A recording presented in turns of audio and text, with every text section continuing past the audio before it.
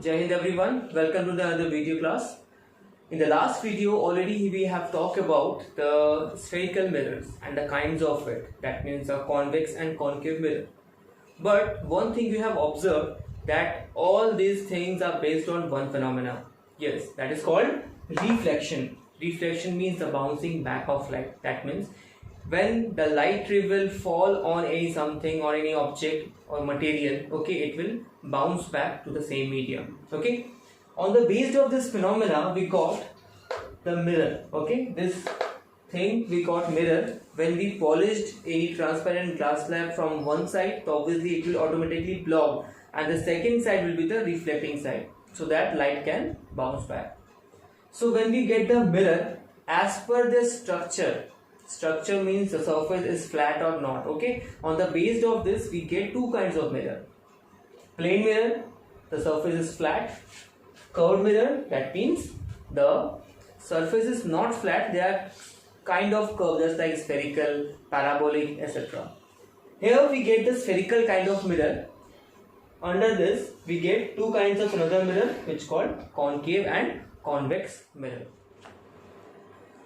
So our today's topic is lens. Yes, this term you often heard or seen in your daily life, just like a magnifying glass in the cameras, and also you have a natural lens in your eyes. Yes, this is a type of a convex lens. Later on we will discuss about it, but this term already we have mentioned in our daily life, okay, all the time. But one thing you should observe that in this kind of thing, what is called our lens, okay, in this kind of thing light ray will not bounce back. Okay, so when we see through the lens, light will go through it. Okay, that means another side we have to see what happened in the mirror, that light will go and bounce back to us. Okay, so the reflecting you can say the light we can see. Okay, but in the lens, since it is a transparent kind of material, that's why whenever we have to see through the lens, we have to go through it. That means the light will start go through it. So obviously it is not a reflection. So before starting the lens, we should understand which kind of phenomena actually happen when we take a transparent material. So first of all we need to elaborate that the behavior of the light when it will go through a transparent material, or you can take example of a glass slab. Okay, so first of all we need to understand the kind of medium actually around us, because transparent you can take any kind of material, just like around you the air is also a transparent kind of thing, because the molecules actually there.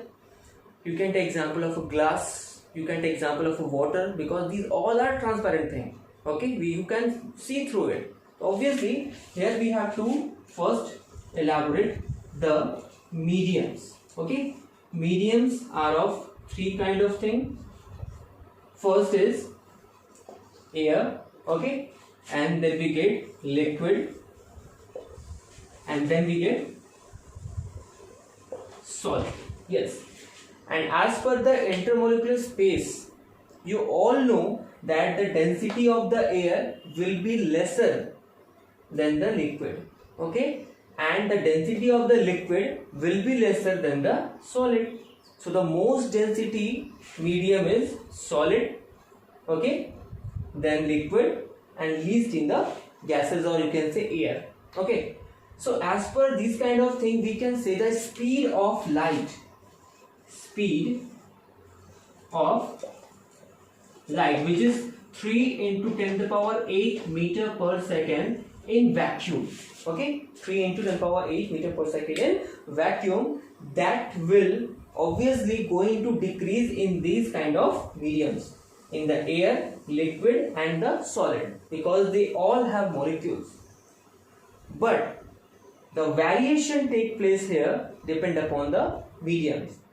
Obviously in the solid, you know, the density is very high, so obviously the speed will be very less, because the light we have obviously it have to collide with more molecules. Okay, it will strike with more molecules, so obviously the speed will be less in the solid. In the liquid, the light will face less molecule than the solid. Obviously the speed will be higher than the solid in liquid. Now when we talk about air, in compare of liquid and solid, the speed of light will be most here, air. Why? Because in the atomic level, if you want to say, the density of the air will be very less, okay, than the liquid and the solid. That's why we can conclude that when the light ray will go through the solid, the velocity or speed will be very less. In the liquid, it will be more than the solid, and in the air, it will be the most. Okay. So I hope that you understand about the mediums first. And now we will examine that how the light rays actually go through any kind of surface which is transparent. So first of all, we need to take a exemplary glass sheet. Okay, we will take an example of a glass sheet now.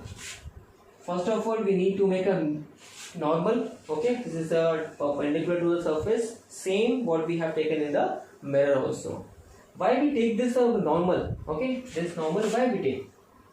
Just because to examine one single ray, because actually when the light ray come to any surface, several rays are coming. That means a beam of light is coming. But we are not going to examine the beam of light. We are going to examine only single ray of light. For that, we need to point out the point of incident. For that, we will form a normal where the point of incident can be made out. So from the air to the glass, okay, the light ray actually fall. Since now you understood that the air and the glass, between them when you compare, so obviously density will higher in the glass than the air. So obviously the air molecule you can take as a rarer medium. Rarer medium. Why? Because density is very less here. In the glass, since it is very high density molecule, or you can say material, obviously we will take the glass as a denser medium. What kind of denser medium? So when the light ray incident on this glass and make an angle I, because I angle is called angle of incident just because of this light ray, okay, and with the normal it will make. So what will happen now? Last in the few minutes back, I am talking about the speed. Speed of light will varies with the density. So now when the light ray will coming from air to the glass, what will happen? The speed is going to decrease. Why? Because in the glass density is very high. Okay, light have to strike with more molecules. So obviously the light will start bending. Why it will bend? Because speed is getting less. Okay, so the angle of refracted. Okay, now that means the alternate angle will be less here. So this angle is R, is also known as refracted, not reflected. In the reflected, the light will bounce back. In the refracted, light ray will go through it, but a small amount of bending. Okay, so this bending of light is actually known as refraction. Okay, this is the bending of light, which is also known as refraction. So here you can conclude that when a light rays actually fall on a surface which is called transparent, okay, so you can look through it, or you can say the light ray will go through it. So this kind of phenomena will happen. Light ray actually bend something, and it will bend towards the denser medium or denser molecules. Okay, where you can say the density of the molecule will be greater. Okay, that kind of thing, it will bend. This is all about the refraction.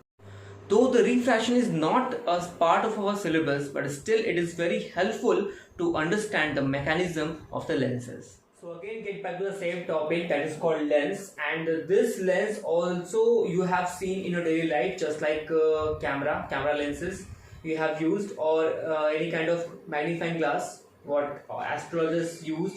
Okay, so all these kind of thing is actually a lens, and this lens is actually based on the phenomena of refraction, where the light rays actually go through the transparent glass slab.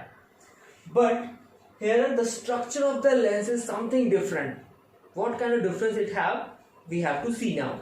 Okay, since the lens are actually a combination of spherical glass slab. Okay, last time in the mirror, remember that one spherical glass we take and divide into two parts. Now here in the lens we have to take two kinds of spherical glasses so that we can make a mixing of the lens, spherical glasses, and we can make the lens. Okay, so here on the basis of their structure, after mixing of the spherical glasses, we can get two kinds of lens. Okay, here it is the first one, which is known as convex lens. Okay, and the second is known as concave lens. Okay, and they both have different kind of structure. One by one we will elaborate it. Okay, so let's see. We will start with the convex lens. Okay, so according to the structure, actually this kind of lens is known as convex lens. But how will you define it, that what is the type of convex lens? So here is a structure where you can elaborate that the edges are very thin, okay, but the middle portion is very thick. So we can easily explain that that kind of lens which is thicker at the middle and the thinner at the edges. So this kind of lens is known as convex lens. Now we will examine the behavior of this lens with the light rays, and obviously we will see the light rays which is coming from the distant. Okay, so let's see. First of all, we need to make a principal axis, which is actually a mid line coming from the midpoint of this lens. Also, this point is also known as optical center. Optical center. Okay, so now first of all we need to divide the lens, so it will convenient to see how the light ray will actually go through it. So the light ray is coming from the distant object, or also you can say the infinity. Okay, it is coming from.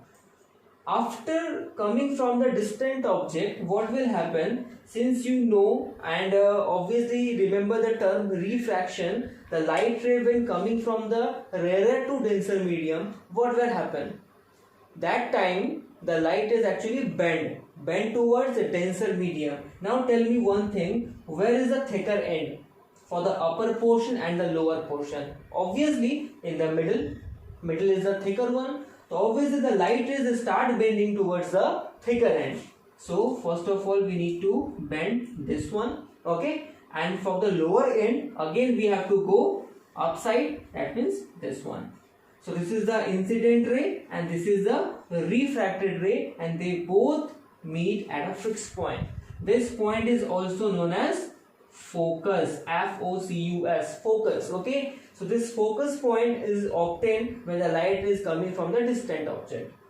Why it has happened? Because we need to check out where the light ray is actually incident after the refraction. Okay, that means the refracted ray where it's meet. So since due to the refractive index, or you can say the material of this glass slab or this lens, actually what happened, the light will start bending and they will meet on this point. So both rays are actually meeting, it is known as focus. Okay, so when the light rays actually meet each other, so that kind of rays is, we can say, as a converging. So this convex lens also known as converging type of lens. So after incident on this lens, light rays will meet on a fixed point. So this kind of lens is known as converging lens. Okay, now the second kind is concave lens. By the structure we can make it like that, just opposite of the, I think it is more easy. I will make another one.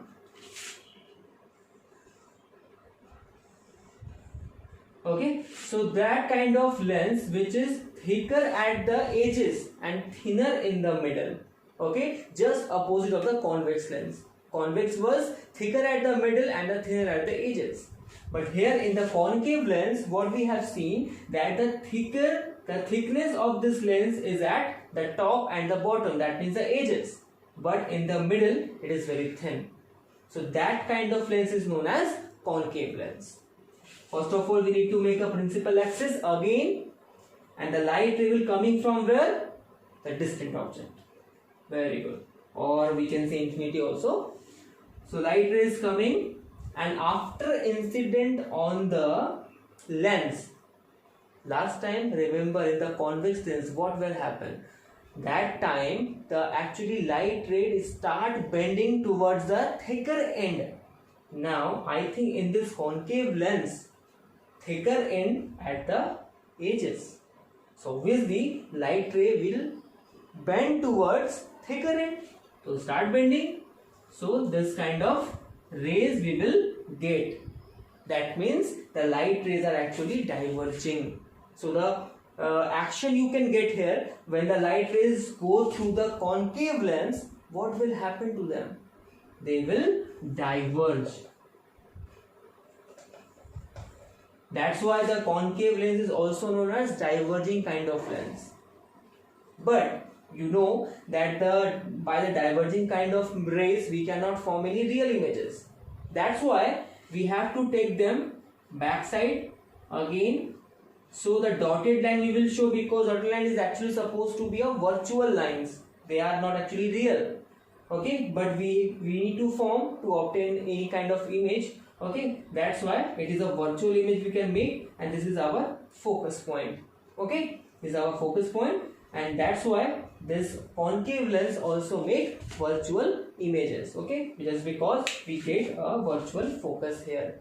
Light is actually diverging, that's why they cannot form any real images. So we need to consider that they can be coming like that in front of the lens, and they will form a virtual images. So this is about the concave lens. Again we can remind, the lens is of two kind of thing. One is convex and second is concave lens. In the convex lens, the structure is different than the concave, so the properties also get changed. That means in the convex lens, in the previous one, the light rays are actually converging just due to the denser medium, because the thicker end is in the middle. So that's why the light rays start bending towards the middle point, and they will get a formed image, real image. Here in the concave lens, the thicker end is the edges. Okay, that's why the light start bending towards it, and they got diverged. Okay, so this is all about the structure, and this is all about the convex and concave lenses. Convex lens used as microscope in camera projector, telescope, also correcting the long-sightedness by the spectacles, and in the human eye also consists this kind of converging lens, which is called convex lens, where concave lens is used as correcting the short-sightedness as a spectacles and also used in Galileo telescope.